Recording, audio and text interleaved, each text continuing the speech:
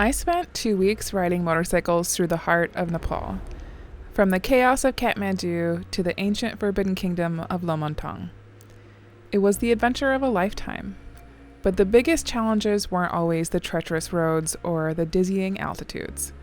They were the things I didn't know, the things that could have made the trip smoother and would have made me feel a little less anxious. So today, instead of just a ride report, I want to give you the guide I wish I'd had. We're going to break this down into 3 parts. First, the physical kit, the gear that actually matters. Second, the reality of the ride, what to expect from the roads and the environment. Finally, the human element, the mental and social side of a journey like this. This is everything a new international moto traveler should know before visiting Nepal.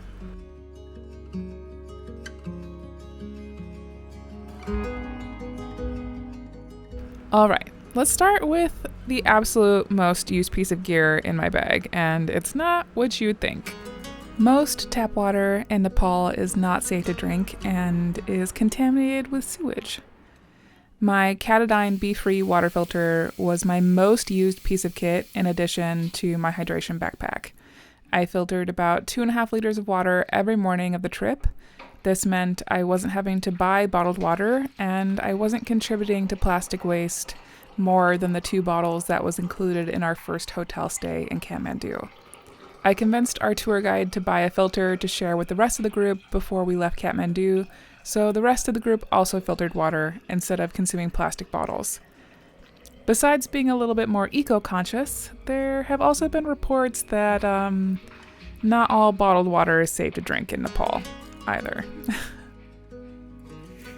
Sleep is extremely important, especially at elevation when your body is working a little bit harder for oxygen anyway. Also, on a trip like this where you're going over pretty rough terrain every single day, you want to get as much sleep as you can, believe me. A sleeping bag or quilt is essential kit for Mustang, in my opinion.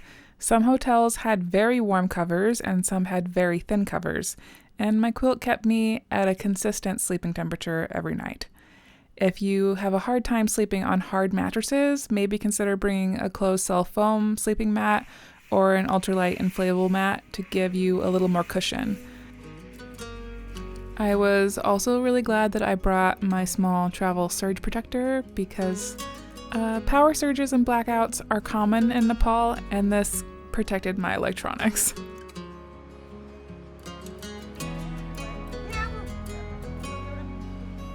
Something that I didn't take that I wish that I had was my stove, and you can buy fuel canisters in Kathmandu.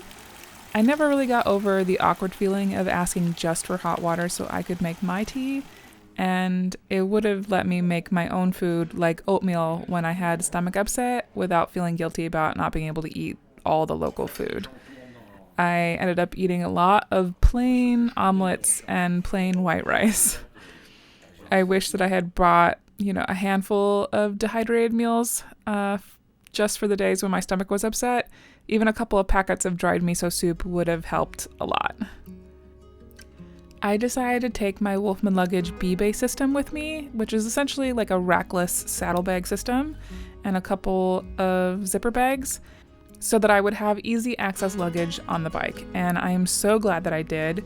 We did have a wonderful support car for the big stuff, but it wasn't always with us, so it was really nice to be able to change layers during the day. I also had snacks, first aid, and other things that made me more comfortable on the bike. It also meant that I didn't have to carry a ton of weight on my shoulders in my hydration backpack. It was a win all around.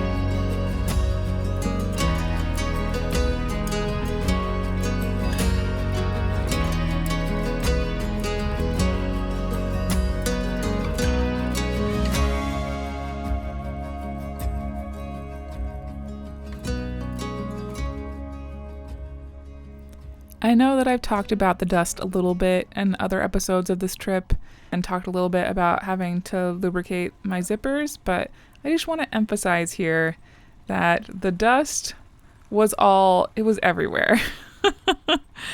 Make sure you have zipper lubricant or a wax candle or some soap just to keep everything working. The dirt on the roads is like this very fine silt in some places, and it gums up just everything, but mostly your zippers, especially waterproof ones. So just know you're going to be doing some gear maintenance for sure.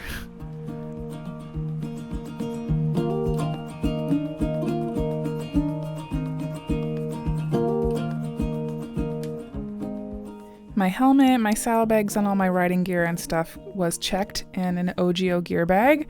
I had my Wolfman luggage, duffel, and my Peak Design travel backpack that had all my electronics and my clothes in them.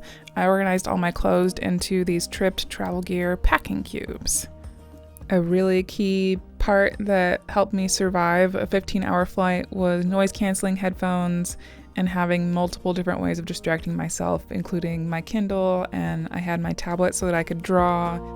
I had an overnight layover in the Doha airport twice, and I had to stay in a little pod room without my checked luggage. People who fly a lot probably already know this, but I wish that I had kept some basic toiletries, a travel towel, and a minimum change of underwear, bra, and a shirt in my carry-on bags. I made this mistake on the way to Nepal, but I remembered it on my way back, so luckily I had those things in my carry-ons on the return trip.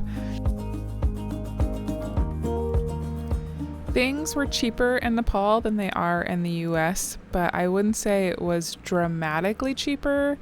It's still smart if you already have kit like a sleeping bag or a puffy jacket and those kinds of things to bring it with you instead of thinking that you're going to buy a whole new kit when you arrive in Kathmandu. Particularly because a lot of the gear in the outdoor gear shops in Kathmandu and Pokhara are actually knockoffs. So if you're going to find especially like a puffy jacket or a critical piece of gear that isn't a knockoff, the price isn't going to be that much less than buying it new in the United States or in Europe. So that's my little tip there. There are little to no ATMs outside of the major cities, so be sure to pull more cash than you think that you'll need before you head to rural areas. Our tour guide was able to loan me a little bit of cash when I ran out buying souvenirs in Lomontong, and I paid him back when we got back to Pokhara. But just a note for you, we should talk about cell service for a minute. I didn't have a phone that could use eSIM, so I had to buy a physical SIM card when I arrived in the country, which I bought inside the airport before I left. Conveniently, there's a money changer stall right next to the SIM card stall as you're leaving the airport, so that was a fairly simple process, and they pretty much handled everything and made it super simple.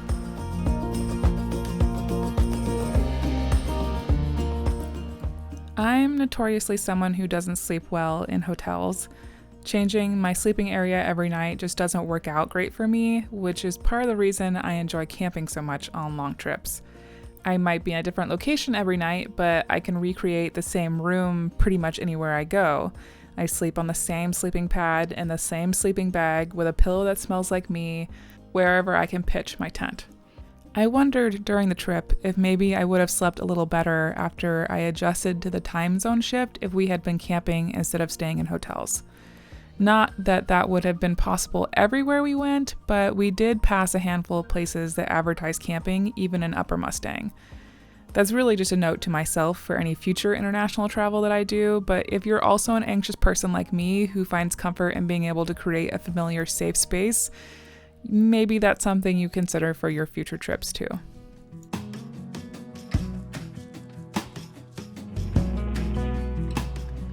Okay, let's talk about the actual riding. The first thing you have to understand is that distance in Nepal is a totally different concept.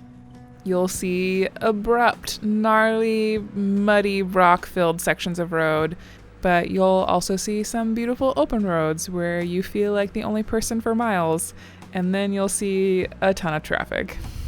A 100-kilometer day can take 8 hours. The map means nothing. You just have to embrace the chaos.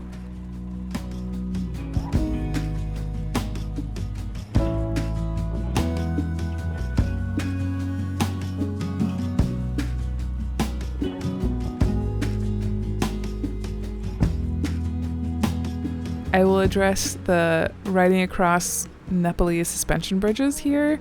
A lot of tour groups do go through the suspension bridges because it's like a cool thing to show on social media.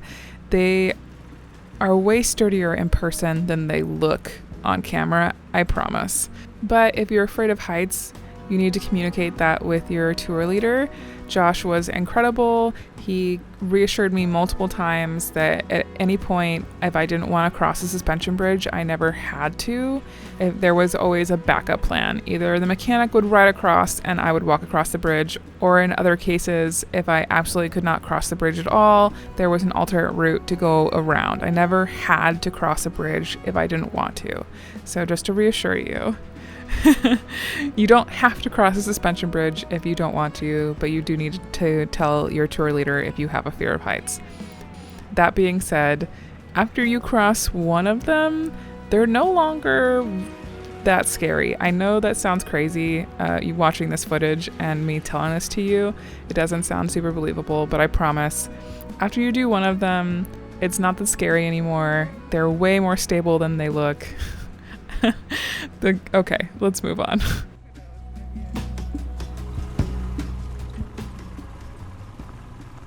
Altitude sickness is definitely something that you should talk to your doctor about if you're considering visiting the Himalayas in any country.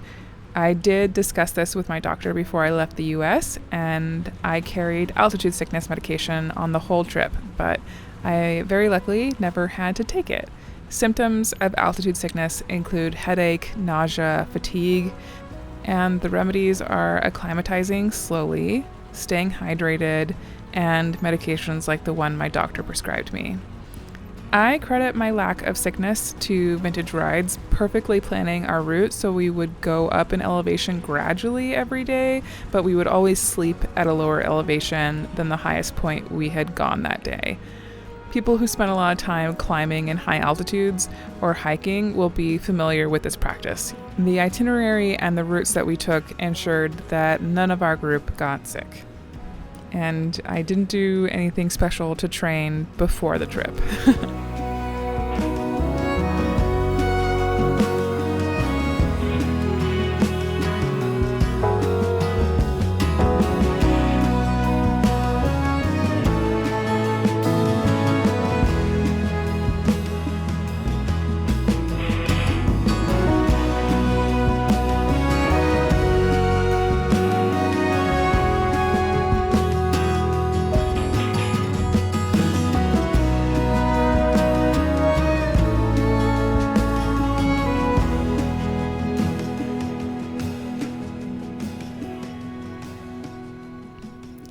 The difference in temperature and humidity between the Kathmandu Valley and the Himalayas is pretty dramatic. I packed for the cooler temperatures and the high elevation we would be at for half of our trip in Mustang, but I didn't consider how hot and humid the lowlands would be, and ended up having to buy a couple of lighter layers while we were in Kathmandu so I wouldn't sweat to death. Even then, it would have been nice to have my own lighter layers. So this is just a note to pack for both. A little warm. We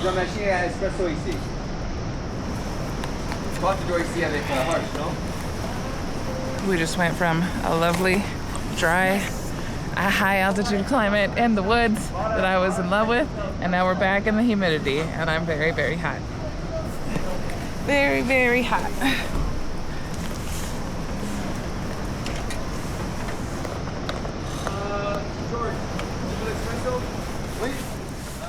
Riding in Nepal is both an exercise in trust and assuming no one sees you, hence the horn. You learn that the horn means hello, I'm here, I'm passing, thank you for letting me pass, and if you hold it down, the horn means F you. It is also a place that you have to be paying attention to everything all the time and just kind of slipping your way through traffic when it happens. Kind of like Frogger. It was a giant game of Frogger, especially in the urban areas.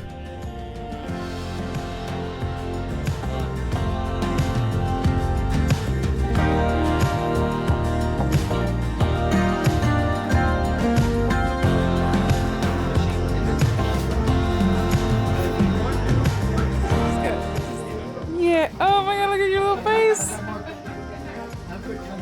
Look at your adorable face! That's you! You're so cute!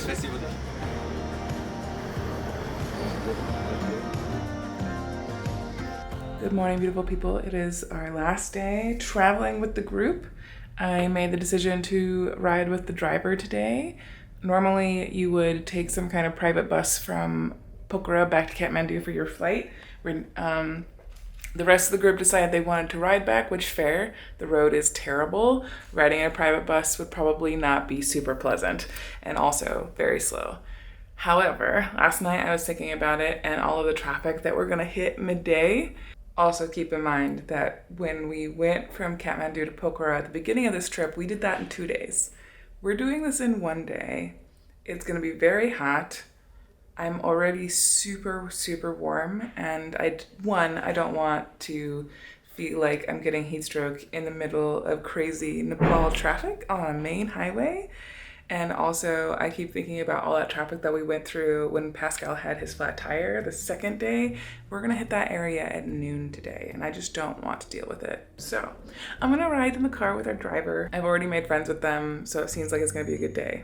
I'm gonna be able to spend time looking at the scenery, which is what I wanna do anyway. I've got lots of riding in. I don't feel like I'm missing out. And I'm just gonna have a chill day, and tomorrow we fly out. I have so many thoughts about this trip, and I realize that I haven't really talked to the camera like at all. Yeah, just a lot of internal mental processing. A lot of internal processing. Anyway, I'm late, we gotta go. After riding through some gnarly terrain, you're gonna be tired. It is so important to be realistic with yourself and also your tour guide about your energy levels. I am so glad I opted to ride in the car from Pokhara back to Kathmandu because it was one of the hottest days we were there, and holiday traffic heading into Kathmandu meant the guys were stuck sitting in the hot, humid conditions for really long periods of time. One of the members of our group had to make an unplanned stop because he overheated and was mega dehydrated. Don't let the fear of missing out cloud your judgment when it comes to your safety. It also meant that I got to look at the scenery way more than I would have if I had ridden from Pokhara back to Kathmandu, which was a win for me. This last part is the stuff that no one really talks about in gear reviews, and it's about managing your own head. The people of Nepal are what made this trip spectacular.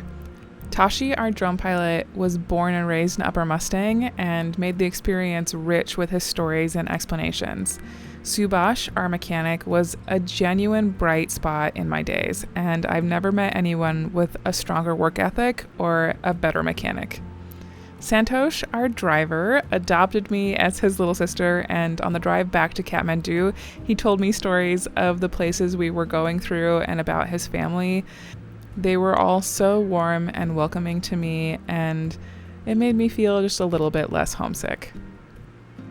If I could do the trip over again, I wouldn't have gone without my brother or another friend.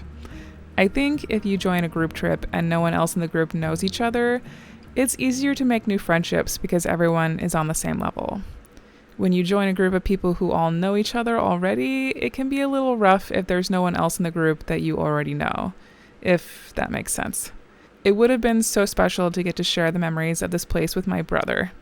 It also would have made my anxiety attacks a little more bearable with someone who knew what to do with me, and I think I would have been able to avoid having at least a couple of them at all. All that to say, I know it can be hard to line up schedules with friends and family members because everyone has different times they can take off. But if you're thinking about doing a group trip like this, I urge you to take a friend or a loved one with you because it would have made the experience that much richer. Speaking of hypothetical do-overs, I still would have gone with Vintage Rides for numerous reasons. Number one, as a newbie international traveler, Vintage Rides very kindly answered all of my questions before the trip, so I felt a little bit more prepared. Having someone else to handle the arrangements of lodging, permits, let alone the motorcycles, repairs, and having the safety net of a support car were all completely worth traveling in a group, even as someone who normally travels solo. Josh, our tour guide, did his absolute best to balance the wishes of the entire group, so we were all having a good time. He was very knowledgeable about the areas we visited and was very kind to me even when I was tired and grumpy or I had high anxiety. I just, would have also done it with Gary if I had it to do over.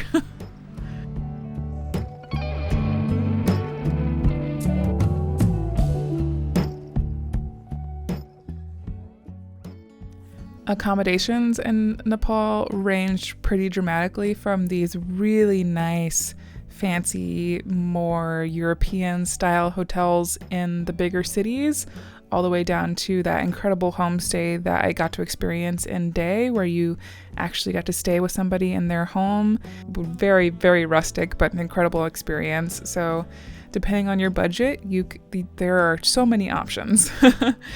Kathmandu is Nepal's most populated city. It's also the biggest sensory overwhelm and chaos overload. I was very anxious thinking the rest of our experience in Nepal was going to be similarly packed with people. Compared to Kathmandu, getting through Pokhara felt easy, and then the rest of our trip felt very calm in comparison in the more rural areas.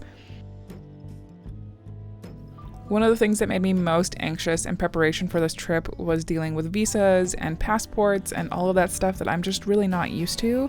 For the most part, I did everything that Vintage Rides told me to do in preparation for the trip, so thank you, Vintage Rides, for being so helpful for that. As a newbie international traveler, they were amazing.